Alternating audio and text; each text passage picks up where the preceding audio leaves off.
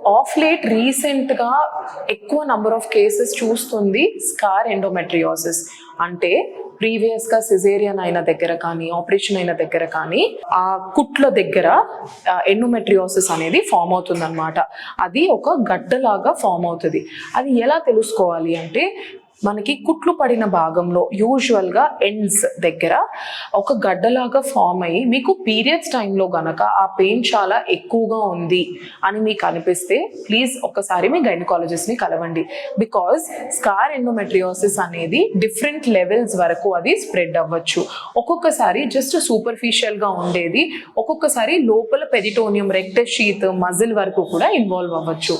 So దాని extent అది ఎంత డెప్త్ ఉంది అన్న దాని బట్టి మనకి మేనేజ్మెంట్ అనేది వేరీ అవుతుంది. అంటే సర్జరీ ఒక ఎక్స్టెన్సివ్ సర్జరీ అనేది మారుతుంది అనమాట.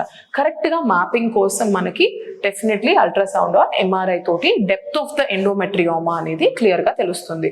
సో మీకు గనక మీ స్కార్ సైట్లో ఒక గడ్డలాగా ఉంది అండ్ పీరియడ్స్ టైంలో ఆ పెయిన్ చాలా అన్బేరబుల్గా ఉంది అంటే ప్లీజ్ మీట్ యువర్ గైనకాలజిస్ట్.